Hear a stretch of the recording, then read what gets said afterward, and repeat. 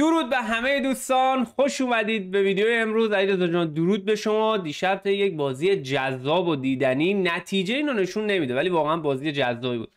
لیورپول 1-0 رئال رو شکست داد و رئالیا که خیلی می‌خواستن انتقام پارسال رو بگیرن، آرنولد و یه سری داستانا، ناموفق بودن. علیرضا رئال فنترین رئالی دنیا هم اینجاست. آقا چی شد؟ چه اتفاقی افتاد؟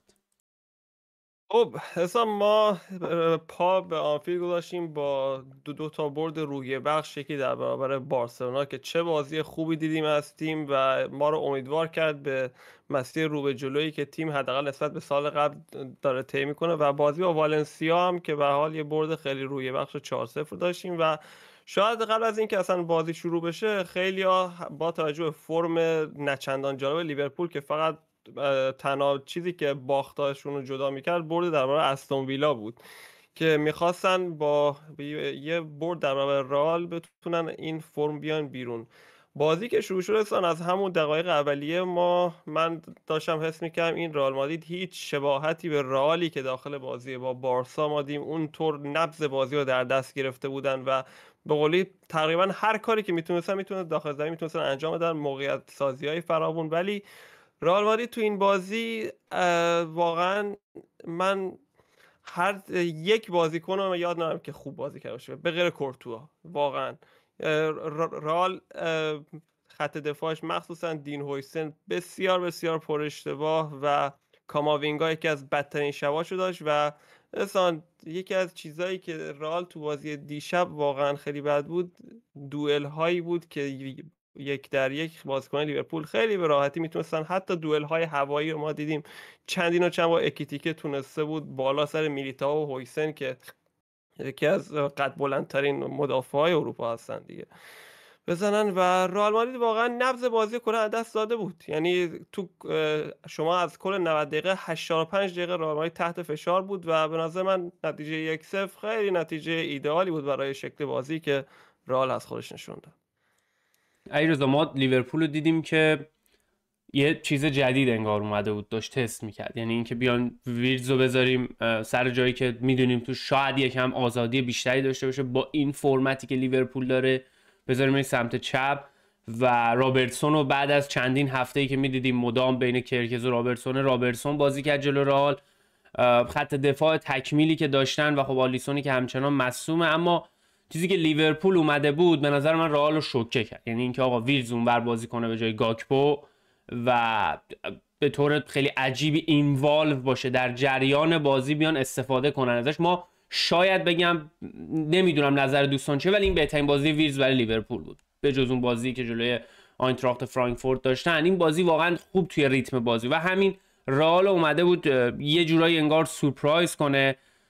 رئال میدونیم مشکلاتش چیه وسط زمین، اگر واقعا حریف حرفی برای گفتن داشته باشه وسط زمین رو از دست میده و دیشب نگاه میکنیم به بهترین نمره، حتی تو همین تصویرم هست بهترین بازیکن لیورپول خط هافبکش بودن، سابوسلای، مکالیستر، گراونبرگ، کاملا شوامنی، بلینگهام، کاماوینگا رو خارج کرده بودن. و چیزی که من دوست داشتم ببینم از رئال تو این بازی این بود که آقا ما پارسال اومدیم با بازیکنای مصدوممون اومدیم پنالتی که خراب کردیم و حالا امسال اومدیم شما رو ببریم و واقعا یکی از بهترین بازیکناتون هم گرفتیم و بیایم خودمون رو نشون بدیم. ولی از دقیقه اول این لیورپول بود که به نظر میرسید دنبال اینه که بازیه رو ببره.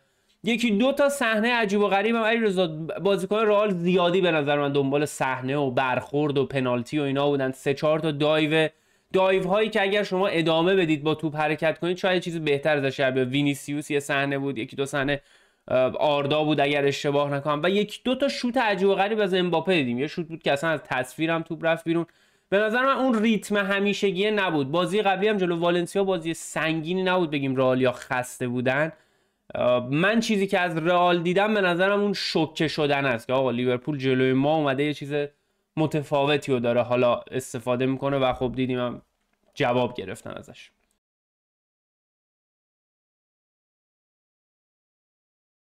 مثلا رئال تو این فصل، حالا این دومین باختی بود که تو خارج از خونه رئال کرد. باخت اول در برابر کی بود؟ اتلتیکو مادرید توی خارج از خونه. این بازی هم خارج از خونه، یک بازی بزرگ خارج از خونه دیگر رو رئال داره میاد و مثلا تو کل 90 دقیقه دیشب هیچ برنامه‌ای برای حمله از طرف رئال ما شاهد نبودیم.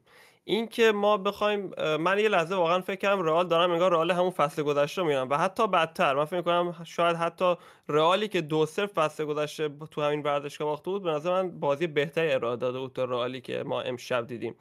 و میگم یعنی تو کل 90 دقیقه من حتی یک دقیقه هم حس نکردم این رئال حتی میخواد به گل برسه. مالکیت توپو که نگاه میکنیم رئال 62% مالکیت توپ تا 61-62% مالکیت توپ داشته که واقعا اون پاسای بی هدف پشت 18 برای تیم قرار نیست دردی دوا بکنه. و اصلا این همه رئال مادرید دو تا مشکل اساسی داره، دو تا مشکل اساسی داره و این مشکل ها همراه تیم خواهند اومد، یعنی اینطور نیست که حل شدنی باشن. ما نیاز داریم به یک هافبک مثل مودریچ یا کروس که نبض بازی بتونن تو دست بگیرن، بتونن ریتم تیم رو تغییر بدن، بتونن تیم رو از فشار بیارن بیرون با پاسای کلیدی که میتونن بدن. ما چنین چیزی تو رئال نمیبینیم و اصلا نبودن یک وینگر راست خوب. چرا ما باید کل حملات تیم از سمت چپ باشه؟ اصلا تو یک نقطه از دیشب من دیدم امباپه، وینیسیوس، کارراس، آردا گولر همه داشتن از سمت چپ شروع میکنن. خب دیشب برادلی کاملا وینیسیوس رو مهار کرده بود و اجازه نمیداد وینیسیوس نفس بکشه و بقیه مدافع وسط های لیورپول هم مایل شدن به سمت راست و تنها جایی که رئال می‌خواست حمله کنه سمت راست لیورپول بود و هیچ کاری نمیتونستن از پیش ببرن و یک بازی واقعا اصلا فاجعه بار دیگه از وینیسیوس. یعنی توی این بازیایی که ما انتظار داریم که یک سری بازیکن‌ها اصلا هستن، یک سری بازیکن‌ها که مثل مسی، رونالدو، من نمیگم در حد وینیسیوس یا مقایسه بکنم، ولی مثلا یه قابلیتی دارن که میتونن توی لحظاتی که کار گره میخوره کار رو برای تیم در بیارن.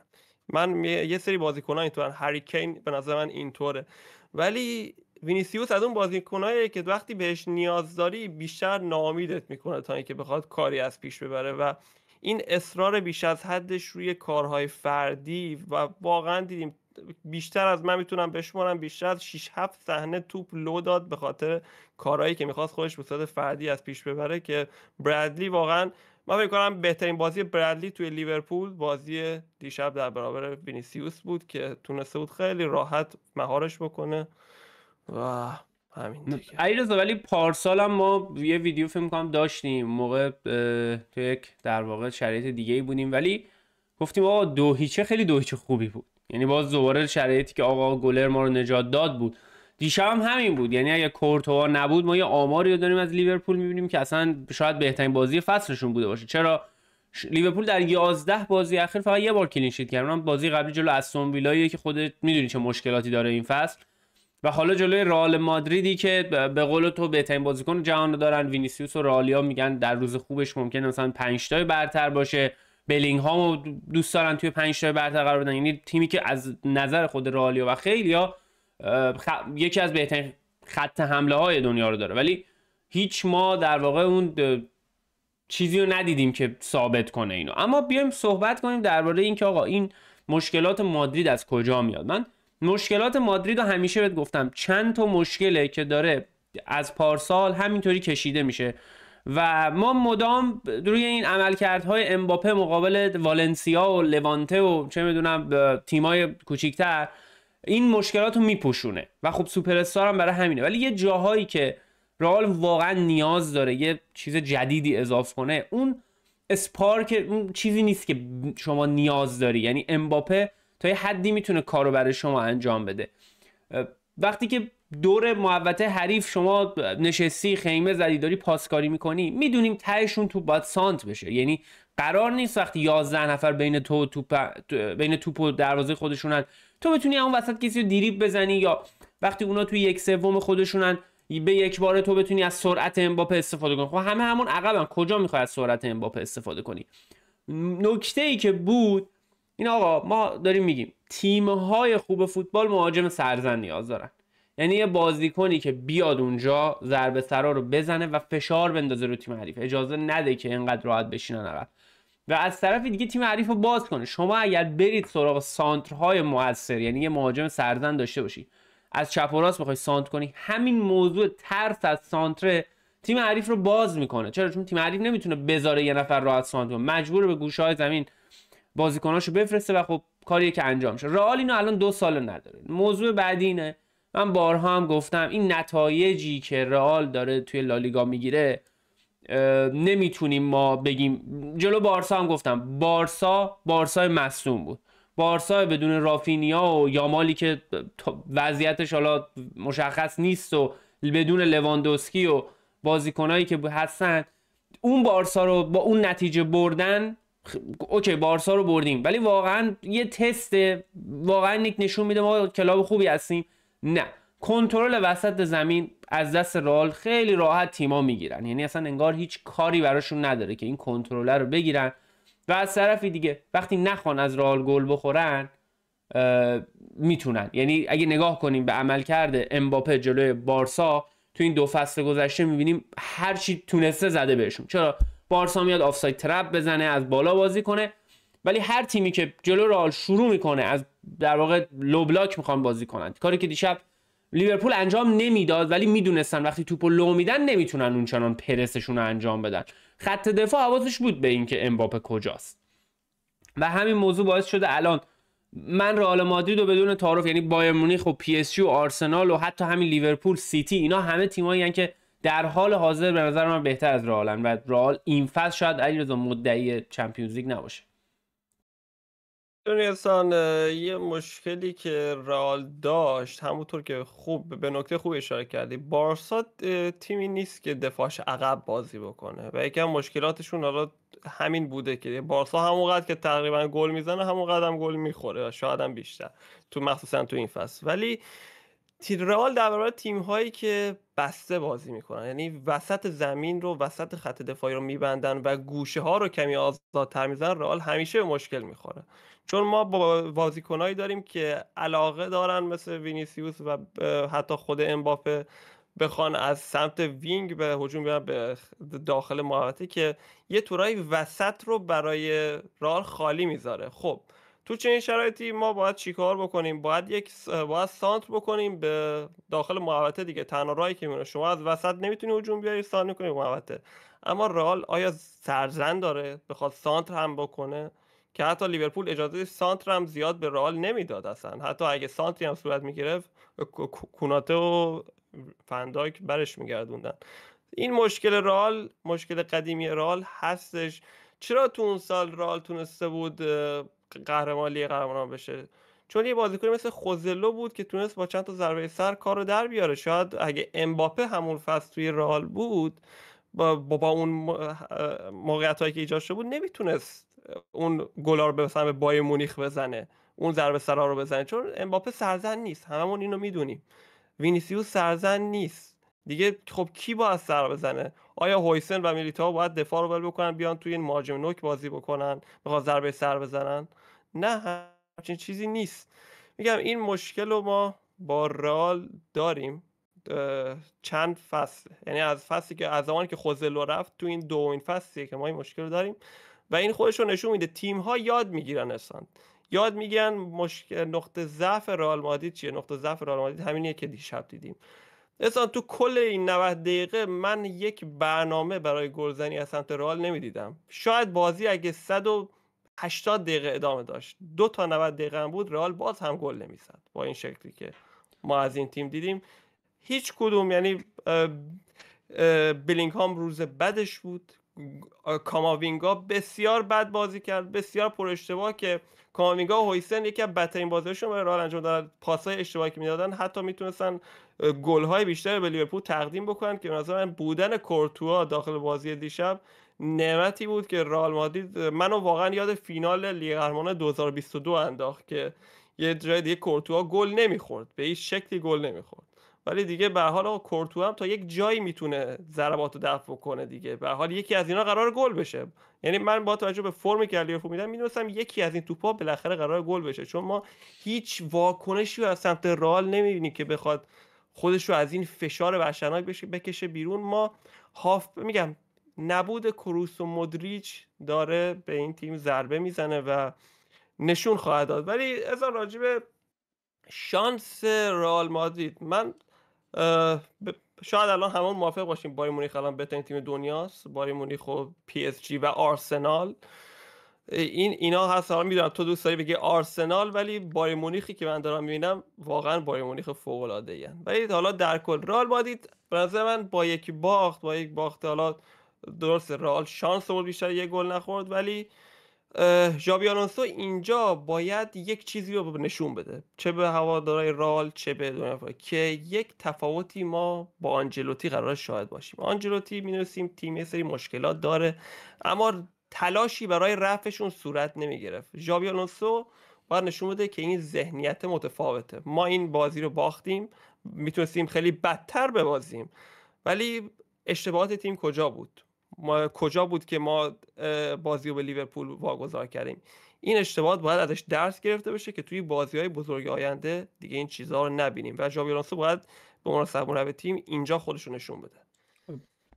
علیرضا، من پارسالم خیلی گفتم، ببین بعضی چیزا میگم نداشتن اون مهاجمی که بخوایم و از طرفی دیگه نداشتن اون هافبک خلاق مودریچ و کروس، این موضوعاتیه که اذیت میکنه. یعنی من پارسالم گفتم آقا گولر بهترین فرمش رو هم بگیره وسط زمین نمیتونه مال آردا گولر باشه. چرا؟ چون بدنن ضعیف این بازیکن. یعنی اینکه شما بگی بالاترین تکنیک پاس و چه میدونم شوت و نگه داشتن توپ، وقتی که یه بازیکنی مثل گراونبرگ بهش برسه میدونیم چی کار میتونه بکنه، قدرت بدنی که داره و سابوسلای. بیایم راجع به لیورپولی که منچستر اونها رو توی آنفیلد شکست داده بود. توی 11 بازی اخیر فقط یک کلین شیت داشتن که اونم جلو استون ویلا بود. باخت‌های پیاپیشون رو به نظر میرسه پشت سر گذاشتن با برد جلوی استون ویلا و حالا هم جلوی رئال و تمام اون اتفاقاتی که میافتاد و آرن اسلات باید بره و فلان و بیسار و آرنولد نیست ما داریم به مشکل میخوریم. حالا با یه برد علیرضا فرار میکنه اسلات از زیر همه اینها و اینقدر اهمیت داره بازی در مقابل تیمای بزرگ. حالا رئال باشه خب فرق داره، ولی یونایتد هم جلو لیورپول برد، اصلا میبینی الان گل و بلبل همه چی. یعنی با 3 تا بازی بعدی هم به بازی میشکی چیزی نمیگه. ولی نکته‌ای که راجع به لیورپول هست، من دوست دارم ویرز رو توی وینگ. نمیدونم طرفدار لیورپول چه حسی دارن، به نظرم حالا شاید دوستم بگن گاکپو این فصل خیلی خوب بوده، ولی اگر همون تعداد توپی که به گاکپو واقعا برسه به ویرز برسه، شاید همون آمار رو بتونیم ازش بگیریم.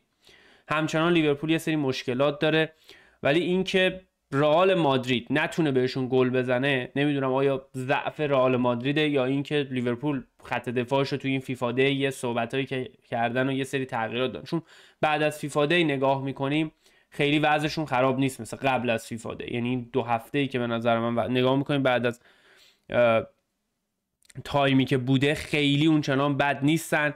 حالا درسته یه باخت بد جلوی پالاس داشتن توی جام اتحادیه، ولی خیلی مهم نیست. ولی این 2 تا بازی اخیر یه انسجامی داره به من نشون میده. از طرفی دیگه ما الان لیورپولی رو داریم که توی اون رنج تایتل انگلیس هست توی چمپیونز لیگ، اما من اونها رو متاسفانه جزو کاندیداها نمیدونم. یعنی واقعا دارم فکر میکنم به این که آیا توی 180 دقیقه فوتبال این تیم میتونه آرسنال فول رو شکست بده. به این نتیجه میرسم که نه. یعنی آرسنالی که ازه رو الان داره، اودگارد از مصونیت برگرده، مصوماش همه باشن، درسته توی مچاپی که بود اول فصل شکست دادن، ولی واقعا آرسنال نصف و نیمه بود اونجا، یعنی هنوز تکمیل نشده بود پنجرهشون. میتونن آیا بایر مونیخ رو شکست بدن؟ من فکر نمی‌کنم لیورپول بتونه بایر مونیخ رو شکست بده، اما مسیر خوبی رو دارن میرن. یعنی با چیزی که دیشب ازشون دیدیم مسیر خوبیه. ولی نکته هایی که دیشب یه چند تا نکته بود خیلی توی چشم بود. 1. همچنان فضای پشت محوطه به بازیکن‌های حریف داده میشه، اینو ما هممون میدونیم. 2. تیمی مثل رئال دیشب پشت محوطه‌شو باز گذاشت برای لیورپول و دیگه هر چی میرسیدن، مکالیستر باشه، سابوسلای باشه، حتی انگار فقط براشون مهم بود که صلاح شوت نزنه. یعنی صلاح کاتین ساید میکرد، اوکی یه نفر بود که شوتر رو بگیره، ولی به جز اون هافبک‌ها آزاد بودن.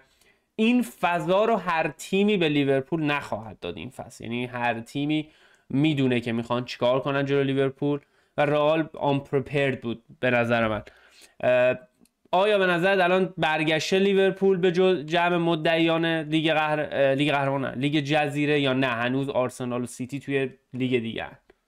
این احسان راجب لیورپول باید ببینیم این دو بازی اخیری که برد در برابر چه تیمه. استون ویلایی که میدونیم شرایط خیلی جالب نیست. رئال مادرید هم با تیم بسیار خوبی، ولی با چه رئالی بازی کردن؟ آیا تونستن مثلا آیا رئال خوب بود اونا بهتر بودن یا رئال خیلی بد بود اونا تونستن از این موضوع استفاده بکنن؟ که من فکر می‌کنم گزینه دوم مشخص تره برای این موضوع. ولی تو بازی دیشب اصلا رئال بسیار بد بود که لیورپول تونست از این نتیجه استفاده بکنه و میتونست نتیجه خیلی بهتری هم بگیره، اینو هممون میدونیم. ولی لیورپول اصلا هنوز یه نقطه ضعفی که داره، محمد صلاح اگه بتونه از اون فرم بد خودش بیاد بیرون، من فکر می‌کنم لیورپول بتونه یه لول ارتقا پیدا کنه نسبت به این حالتی که داره. ولی به نظر من برای اینکه یک سوال بزرگ آیا لیورپول برگشت یا نه، ما باید برای هفته آینده توی بازی با منچستر سیتی توی ورزشگاه اتحاد صبر بکنیم. اونجا به نظر من یک تست بسیار خوبیه برای اینکه ببینیم آیا لیورپول واقعا تونسته اون ضعفاشو پوشش بده یا نه. من فکر می‌کنم لیورپول هنوز یک سری مشکلات خواهد داشت، ولی این بازی واقعا اصلا من فکر می‌کنم بهترین بازیکن فصل لیورپول تا اینجا، شاید با هم موافق باشید، سوبوسلای واقعا فوق‌العاده بوده این فصل. توی هر پستی که گذاشتن، دفاع راست، هافبک هجومی، وینگر، هر پستی که سوبوسلای گذاشتن عالی بازی کرده و بسیار موثر بوده. دیشب هم حتی یکی دوتا گل دیگه میتونست بزنه. ولی در کل من فکر کنم لیورپول نیاز به یک تست دیگه خواهد داشت تا اینکه بریم برگشت. حالا بازیشون جلو سیتی هست، ولی خب لیورپول ابزارشو داره. یه تیمی هست میگیم آقا ابزاره نیست، مثل رئال من میگم اگه گیر کنن توی چمپیونز لیگ مثل پارسال، سخت گل زدن به یه تیمایی که دفاعشون خوبه، چون دفاعشون بخوان عقب وایسن. ولی لیورپول ابزاره رو داره. نگاه میکنی بنچشون الان ماشاءالله یعنی بخونم برات اسما رو اصلا باور کردنی نیست که این بازیکن روی بنچ هم. یه بار الان برات میخوام کامل بدونی. حالا کرتیس جونز که خیلی حساب نمیشه. گاکپو رو داریم که میدونیم یه ستاره‌ایه که واقعا تو هر تیم دیگه شاید فیکس بازی کنه. دیشب هم استثنا فیکس نبود. کرکز رو داریم با 45 میلیون خریدنش. کیزا رو داریم که این فصل و لیورپول عالی بوده. میایم پایینتر اندو رو داریم. تازه مصدوماشون الان فریمپونگ هست، ایزاک مصدومه، آلیسون مصدومه. یعنی نگاه میکنیم تازه این ترکیب یه تیم کاملیه رو نیم کرد. آره یه تیمیه که من نگاه میکنم، من همیشه سعی میکنم با تیمایی مثلا بگم آقا این بازیکن کجا الان فیکس بازی میکنه. گاکپو شاید به جز منچستر سیتی تو هر تیم دیگه انگلیس فیکس بتونه بازی کنه. حالا بگیم سیتی به خاطر سبک بازی که داره گاکپو رو مثلا چیز نکنه. نگاه میکنیم ایزاک خب میدونیم یکی از بهترین مهاجمای جهانه. آلیسون یکی از بهترین دروازه‌باناست. فریمپونگ حالا مشخص نیست واقعا داستانش چیه. بدون بازی من نمیدونم چجوری یه نفر مصدوم میشه، یعنی تو تمرین چیکار باهاش میکنن که بنده خدا هی مصدوم میشه. ولی خب از طرف رئال هم مصدومانش همش تو خط دفاع، یعنی رودیگر، کارواخال، آلابا، چیزایی که دیروز برای مصدوم بودن و چیزی نداره بگیم آقا الان مثلا من بگم یه بازیکن اضافه شه از این مصدوم و برگرده رئال مثلا میتونه این بازی دیشب رو ببره. من اونو نمیبینم. و خب وینیسیوس هم که روش هست و به نظر نمیدونم چرا انقدر وینیسیوس ناراحتی. ببین دیگه مچاپ های مختلف فرق داره. یعنی جلوی لیورپول تیمی نیست که شما بخوای انفرادی کار کنی. واقعا فندایک و کناته هر چقدر بد باشن اجازه نمیدن. یعنی هم ساختار دفاعی اون دوتای عقبشون اینطوری و برادلی که وینیسیوس باید نگاه کنه ببینه برادلی این فصل چجوری بازی کرده و بعد جلوی وینیسیوس چجوری داره بازی میکنه.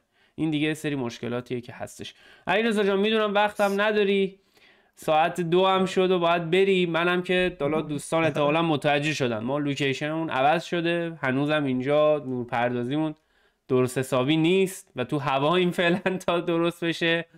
ممنون از همه دوستان. نظر خودتون رو کامنت کنید و با یک ویدیو هم خواهیم داشت که درباره کل هفته چمپیونز لیگ صحبت کنیم. علیرضا الان یه بازی مهمی مثل پاریس سن ژرمن و بایر مونیخ ما امروز نتونستیم، به هم تایمینگمون نمیرسه، همین که خب سعی می‌کنیم جمعه راجع به کلا اتفاقات این فصل چمپیونز لیگ و این هفته حالا صحبت من بشه. یکی دو تا دوست بایر مونیخی دارم که بهم گفتن آقا چرا این فصل که ما داریم اینقدر خوب کار میکنیم یه بارم راجع به بایر مونیخ صحبت نمیکنیم، ولی ان شاءالله به روی چشم حالا راجع به بایر مونیخ هم صحبت میکنیم و واقعا حیفه. فصل قبل خیلی انتقاد کردیم از کمپانی، حالا گفتیم شاید کمپانی در حد بایر مونیخ نیست، ولی باید حالا راجعش صحبت میکنیم. من به نظرم میگم بایر مونیخ الان 2 یا 3مین تیم برتر جهانه، یعنی آرسنال رو من سناریوهای نمیبینم آرسنال گل بخوره توی بازی فوتبال. خیلی عجیبه دفاعشون. ممنون از همه دوستان، تا ویدیوی بعدی که جمعه هستش، خدا نگهدار.